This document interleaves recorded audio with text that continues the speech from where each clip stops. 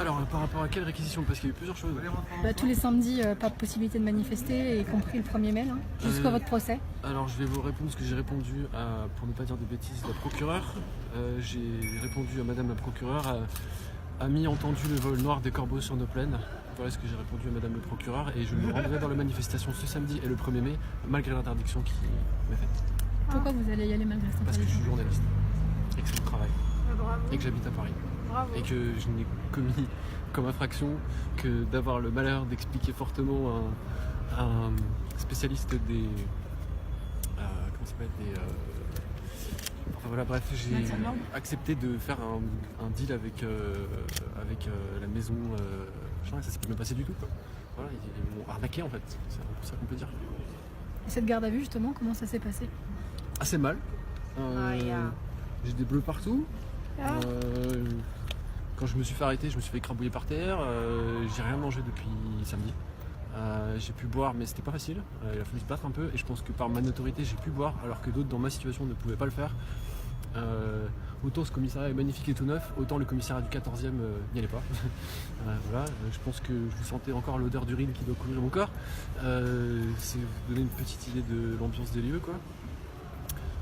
Qu'est-ce que je peux vous dire encore? J'ai croisé des gens qui sont là pour être rentrés juste dans le magasin et en être ressortis, et qui ont pris de la préventive. Il y en a qui ont donné un coup de pied dans le bouclier d'un CRS qui n'est même pas tombé à terre, qui pareil ont pris de la préventive. Moi je suis journaliste depuis 10 ans, je suis spécialisé dans les médias sociaux, toutes les marques de médias que je vois autour de moi, j'ai déjà bossé pour vous. J'ai déjà bossé pour vous, j'ai déjà bossé pour vous, j'ai déjà bossé pour vous, j'ai déjà bossé pour probablement tous les médias qui sont ici, mais alors je suis pas journaliste. Quand il y a eu l'attentat de Strasbourg, quand il y a eu les attentats de Strasbourg et qu'on filmait leurs unités dans la grande ville de Strasbourg, ils étaient bien fiers de nous montrer leurs casques, leurs boucliers, leurs pistolets, etc. Là on était journalistes, pas de problème, on faisait leur promotion, quoi. Quand par contre on monte leur bavure, on montre ce qui se passe dans la rue et la vérité de ce qui se passe dans Paris aux yeux du monde, alors là on est interdit d'y retourner, parce que vous pourrez montrer des choses qui ne doivent pas être vues, quoi. Et je pense qu'on a atteint un point de non-retour très grave. Je fais confiance à mes avocats pour me libérer le droit d'y aller librement samedi prochain et le 1er mai, mais avec ou sans autorisation j'y serai, et quelles qu'en soient les conséquences, parce que je suis journaliste en France, dans un pays de liberté, quoi. Bravo. Bravo, et excusez-moi, mais alors ouais, je me suis emporté, ouais, j'ai fait un tour d'honneur à un policier parce que je m'étais pris une grenade, j'en ai encore le trou dans mon pantalon si vous voulez voir, j'avais pas de protection dans le pantalon, je laisse imaginer ce qui restait de mon genou, quoi. Mais en gros, est-ce que Alexandre Benalla a pas assez plus d'heures pour être en garde avec moi? Non. Est-ce que Alexandre Benalla a un contrôle judiciaire lui interdisant de se rendre sur des lieux en France? Non. C'est le statut journaliste indépendant qui est dénigré. Et mon statut de journaliste n'est pas reconnu. Voilà, c'est tout. Comme je vous le répète, j'ai bossé pour tous les micros qui sont devant vous, mais à leurs yeux, je ne suis pas journaliste. Ça fait 10 ans que c'est la source de mes revenus principaux à 100%. 10 ans, depuis ce mois-ci. Mon premier acte de journalisme professionnel, ça a été le sommet de l'OTAN à Strasbourg en avril 2009. On est en 2019, c'est mon activité principale. Si je vous ouvre mon sac, il y en a pour 15 000 € de matériel. Est-ce que vous pensez vraiment que quelqu'un qui veut nuire aux forces de l'ordre leur balance des caméras à 3 000 € dans la tête? Mon arrestation a détruit la moitié de mon matériel. Est-ce que vous avez montré votre statut de journaliste?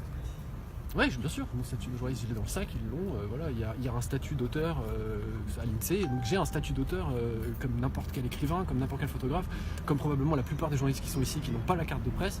Et je le répète parce que je crois que même là-dedans ils n'ont pas encore compris. Un policier, pour être policier, il a besoin d'une carte de policier. Un boulanger, pour être boulanger, il a besoin d'avoir une formation de boulanger.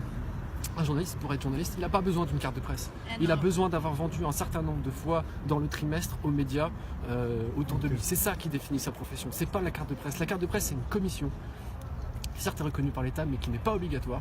Et je pense que parmi les journalistes qui sont ici, il y en a beaucoup qui n'ont pas de carte de presse. Vous avez une carte de presse? Oui. Vous avez une carte de presse? Non. Vous avez une carte de presse? Ok, ça fait 2 sur 3, les cartes de presse? Non.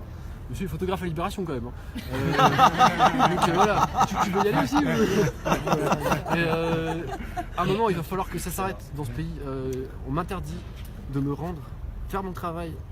Je couvre les moments sociaux depuis 10 ans. La jungle de Calais, Notre-Dame-des-Landes, les différentes ZAD de France, les manifestations à Paris de la loi travail, les manifestations à Paris, etc. Et là, la seule chose qu'on m'interdit de faire, c'est ça en fait. On m'interdit pas d'être à Paris, on m'interdit d'aller en manifestation faire mon travail. On avait déjà fait ça avec moi à Calais en 2016. J'avais été arrêté pour un soi-disant vol de talkie-walkie de la police. J'avais eu 250 jours de contrôle judiciaire, une double interdiction de me rendre dans le Nord-Pas-de-Calais, c'est-à-dire préfectorale et judiciaire. Et on vient d'apprendre avec mes avocats que cette espèce de ils avaient oublié de retirer l'interdiction de territoire de mon dossier, quoi. Donc maintenant, alors que ça fait depuis 2017 que je ne suis plus interdit de territoire, si j'étais allé dans le Pas-de-Calais, j'aurais été arrêté, j'aurais été mis en détention parce qu'ils ne l'avaient même pas retiré du fichier, quoi. Donc en fait, j'ai un peu de mal à vous résumer mon sentiment là. Je pense